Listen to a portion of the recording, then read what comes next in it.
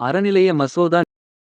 நீதிக்கட்சி இரண்டாவது முறை ஆட்சி அமைத்த பிறகு முக்கியத்துவம் வாய்ந்த தீர்மானங்கள். சட்டங்கள் கொண்டுவரப்பட்டு நிறைவேற்றப்பட்டன. அவற்றில் முக்கியமானது 1926 இல் நிறைவேறிய இந்து அறநிலையங்கள் பாதுகாப்பு சட்டம். இந்துமத கோயில்களுக்குச் சொந்தமாக என்னென்ன நகைகள் இருக்கின்றன. நிலங்கள் எவ்வளவு உள்ளன. சொத்துகள் எங்கெங்கு உள்ளன. அவற்றை நிர்வகிப்பவர்கள் யார். கணக்கு வழக்குகள் யார் வசம் இருக்கின்றன என்பது பற்றி எந்த விவரத்தையும் அறிந்துகொள்ள முடியாத சூழல் அப்போது இருந்தது. இனியும் அதே நடைமுறை கூடாது. எல்லாவற்றையும் மாற்ற வேண்டும். முறைப்படுத்த வேண்டும். விரைவில் மசோதா கொண்டுவரப்படும் என்று அறிவித்தது நீதிக்கட்சி அரசு. பிராமணர்கள் தரப்பில் இருந்து பலத்த எதிர்ப்புகள். தேவையற்ற முறையில் இந்து மத விஷயத்தில் அரசு தலையிடுகிறது. வேண்டாம். ஒதுங்கிக் கொள்ளுங்கள் என்றனர். ஆனால் எப்படியும் இந்த மசோதாவை கொண்டுவருவதில் ராமராய நிங்கார் உறுதியாக இருந்தார். அறநிலைய பாதுகாப்புக்காகவே மசோதா கொண்டுவரப்படுகிறது. இதனால் மதத்துக்கு எந்தவித ஆபத்தும் ஏற்பட்டுவிடாது என்றார் ராமராய நிங்கார். அதன்படியே அறநிலைய பாதுகாப்பு மசோதா கொண்டுவரப்பட்டது. இந்து சுதேசமித்திரன் உள்ளிட்ட பத்திரிகைகள் மசோதாவுக்கு கடுமையான எதிர்ப்பை தெரிவித்தன. பிராமணர்களை எதிர்த்த நீதிக்கட்சியினர் இப்போது கடவுளையும் எதிர்க்க துணிந்துவிட்டனர் என்று பிரசாரம் செய்தனர்.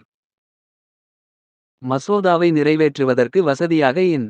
கோபாலசாமி ஐயங்கார் என்பவரை சிறப்பு உறுப்பினராக நியமித்தார் முதலமைச்சர் ராமராய நிங்கார். மசோதா நிறைவேறி சட்டம் கொண்டு வந்த பிறகு அமைக்கப்பட்ட அறநிலைய பாதுகாப்புத்துறையின் தலைவராக டி. சதாசிவ ஐயரை நியமனம் செய்தார். இதன் மூலம் காலம் காலமாக மூடிவைக்கப்பட்ட கணக்குகள் அம்பலத்துக்கு வந்தன. கணக்குகள் பொதுப்பார்வைக்கு வந்தன. ஆந்திரா பல்கலைக்கழகம் போல தமிழ் வழங்கும் பகுதிகளில் பிரத்யேக பல்கலைக்கழகம் ஒன்று உருவாக்கப்பட வேண்டும் என்ற கோரிக்கை எழுந்தது.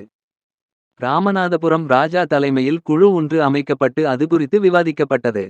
அந்த குழு அளித்த பரிந்துரையில் அடிப்படையில் அண்ணாமலை பல்கலைக்கழக சட்டம் நிறைவேற்றப்பட்டது. ஏப்ரல் 28, 1925. உடல்நலம் குன்றியிருந்த பிட்டி. தியாகராயர் திடீரென மரணம் அடைந்தார். ஏற்கெனவே டி. எம். நாயர் என்ற படைத்தளபதியை இழந்திருந்த நீதிக்கட்சிக்கு தியாகராயரின் மறைவு பலத்த நெருக்கடியை ஏற்படுத்தியது.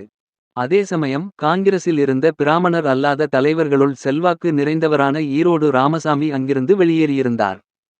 சென்னை மாகாண அரசியல் வரலாற்றை புரட்டி போட்ட நிகழ்வு இது. ஏன் காங்கிரசில் இருந்து வெளியேறினார் ராமசாமி என்பதை முதலில் தெரிந்து கொள்வோம்.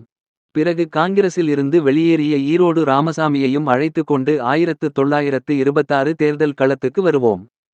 ஏனெனில் திராவிட இயக்கத்தின் பரிணாம வளர்ச்சி பாதையை தீர்மானித்தவர் அவர்தான்.